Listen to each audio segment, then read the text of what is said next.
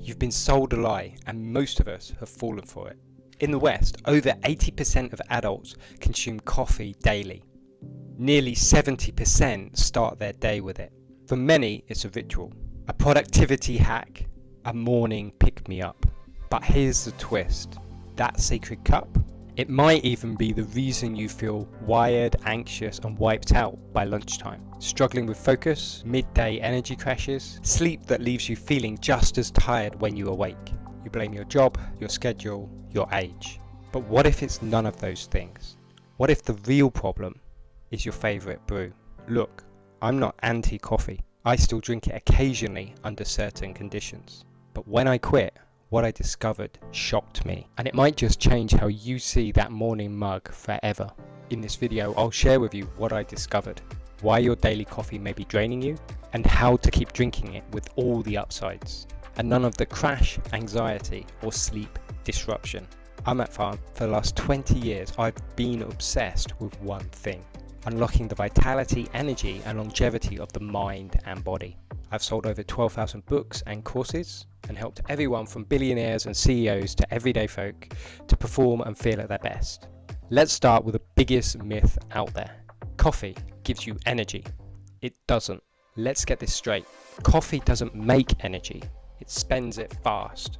Think of it like this. You're racking up credit card debt while pretending your bank balance is fine. Coffee is that credit card, and your energy account already overdrawn. Here's how it plays out. Caffeine works by blocking adenosine, a biochemical in the brain that says, hey, it's time to rest. Adenosine builds quietly throughout the day. By night, the sleep pressure that it creates peaks. You yawn, you slow down, you crash into bed. And that's when adenosine should be cleared. But here's the catch. It only gets wiped during one specific phase of sleep. Deep sleep. The slowest brainwave state, the most restorative part of your night. And guess what? Most people aren't getting enough deep sleep. In fact, the average adult only gets about 50 to 75% of the deep sleep they need, especially after the age of 40. So you wake up each morning still carrying that adenosine debt, still tired. Then you drink coffee and it masks the debt. Like a credit card masks your poor finances. You feel alert, switched on, but that debt is still there, still stacking. Then the caffeine fades and boom, you crash. What do most people do next?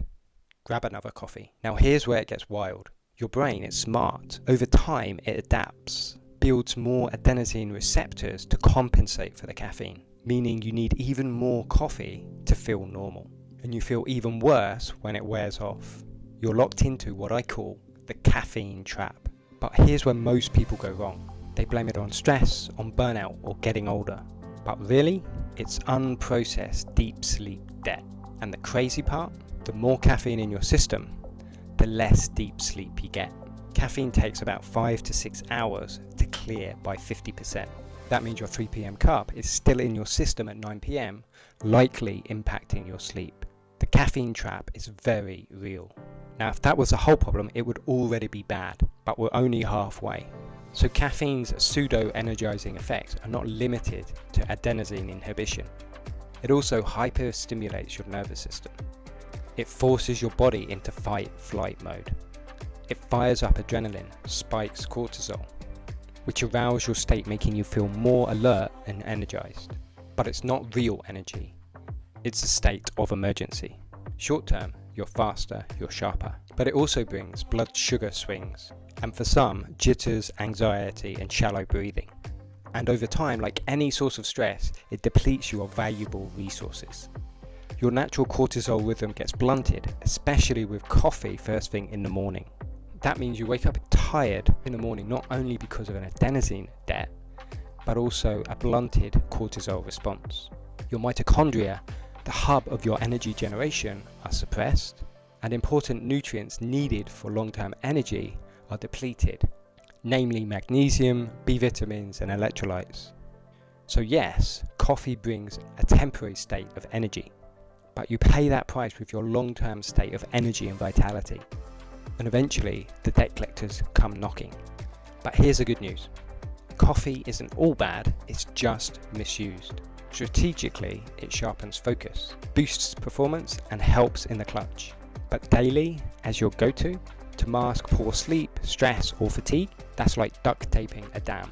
And eventually the cracks show, and that means sleep disruption, especially deep sleep when all your physical regeneration takes place, gut irritation, and a dependency just to feel normal. You're not engaged, you're not energized, you're just propped up. Still want your coffee? Cool, keep it. Like I said at the start of this video, I still drink it from time to time. But treat it as a performance enhancer, not a daily drip feed. So here's how to drink it the smart way. Don't have it first thing. No coffee or other caffeine-rich foods or beverages after 2 p.m. Drink no more than 2 cups in a day, ideally only 1. And take coffee 3 days to reset your tolerance levels to avoid any addiction and ensure those performance-enhancing effects. And if you drink coffee simply because you like the taste, switch to decaf. Preferably organic Swiss filtered decaf, which doesn't use chemicals to remove caffeine from the coffee and is free from the harmful toxic chemicals used in growing coffee. Want real, sustainable energy? It comes from rhythm, recovery, and regulation, not stimulation. If that interests you, then grab a copy of my free guide, The Top 7 Ways to Double Your Energy. That's without stimulants, so no crashes or dependencies. Just comment energy below and I'll send it straight to you. And if this flipped your thinking, hit like, subscribe, and let's build your vitality properly. Remember, coffee isn't the villain, your misuse is. Use it wisely and take ownership of your energy again.